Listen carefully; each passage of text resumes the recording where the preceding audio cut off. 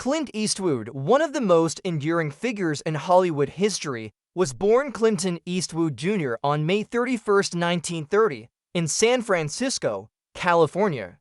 Growing up during the Great Depression, his family faced the same struggles that millions of Americans endured, and those years instilled in him a toughness, resilience, and self-reliance that would shape his life. He was tall, athletic, and drawn to both sports and art, but destiny would eventually lead him down another road.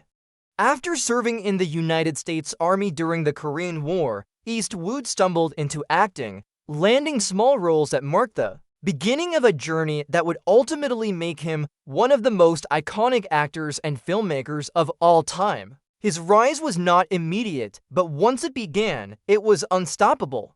The turning point came when he was cast as the man with no name in Sergio Leone's groundbreaking spaghetti western trilogy, A Fistful of Dollars in 1964, For a Few Dollars More in 1965, and The Good, the Bad, and the Ugly in 1966. These films not only changed Eastwood's career, but also reinvented the entire Western genre.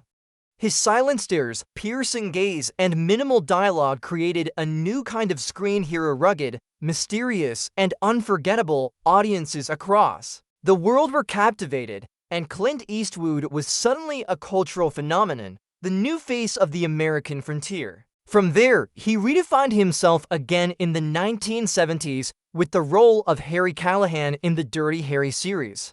"Do you feel lucky, punk?" became one of the most quoted lines in film history, and the character of Harry, tough, morally complex, and unafraid to bend the rules, cemented Eastwood's reputation as the embodiment of masculinity on screen. These films tapped into the social turbulence of the era, resonating with audiences who questioned authority but still longed for justice. Clint Eastwood was no longer just a star, he was a voice of the times, blending charisma with moral ambiguity in a way that few actors could. Yet Eastwood was never content to remain only in front of the camera.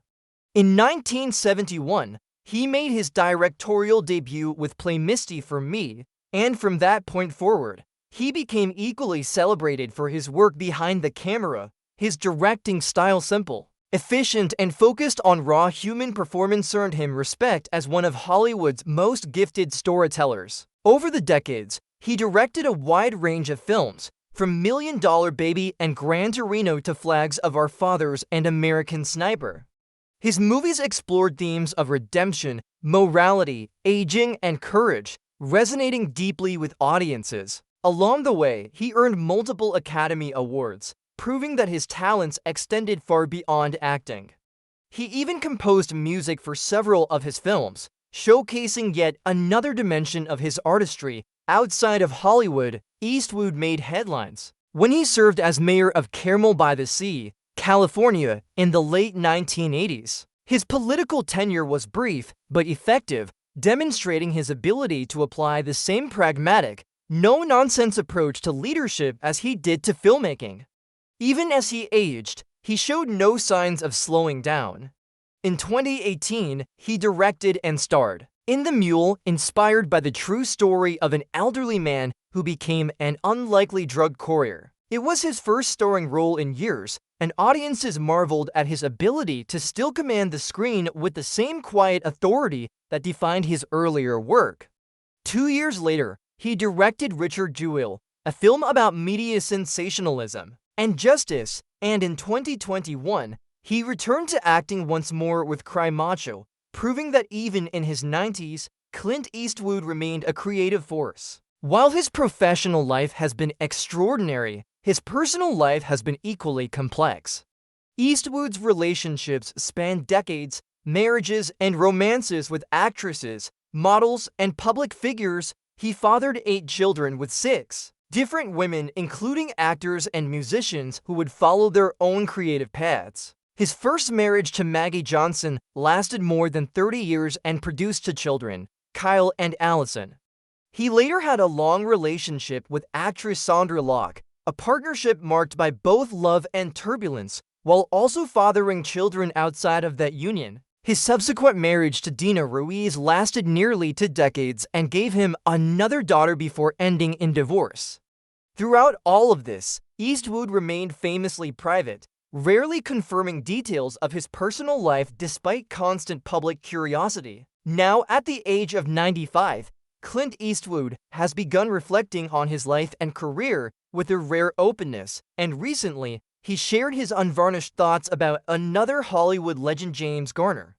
Garner, best known for Maverick and The Rockford Files, was a beloved figure in both film and television, admired for his effortless charm and down-to-earth persona. Eastwood admitted that he held deep admiration for Garner's unique ability to connect with audiences in a way that few actors could. James had this incredible knack for making you feel like you knew him, Eastwood said. It didn't matter if he was on television or in a movie, you felt like he was someone you'd grown up with, someone you trusted. Eastwood didn't shy away from admitting that there were moments of professional rivalry between them. Both men were leading actors, often compared, and naturally competitive. We weren't always on the same page, Eastwood admitted, but that's part of what made the work better. You challenge each other, and in the end, it elevates everything. He recalled specific moments on set when Garner's quick wit and instincts saved the scene, praising his professionalism and natural talent. James could read a moment before anyone else. He knew what a scene needed, even before the director sometimes. That's what made him great, but beyond the craft, Eastwood's reflections grew more personal. He spoke about Garner's humor, loyalty, and kindness, qualities that made him not just a respected colleague, but also a true friend. James was the kind of guy you could count on, Eastwood said. In this business, that's rare. People come and go, but James was steady. He had integrity, and that's what people loved about him on screen and off. As Eastwood looked back, his words carried the weight of time and experience. He knew what it meant to endure in Hollywood, to survive the highs and lows of fame, and to remain relevant across generations. In Garner, he saw not just a talented actor, but a man who lived with dignity and heart. People don't just remember James for the roles he played, Eastwood concluded. They remember the way he carried himself with humor, with honesty, with real heart. That's what makes a legacy. At 95, Clint Eastwood's tribute to James Garner was more than a reflection on a colleague. It was a reminder of what truly endures in Hollywood. Fame fades, box office numbers come and go, but integrity, friendship, and the way one touches others, that is what lasts. And from one legend to another, Eastwood's words were both a confession and a final salute.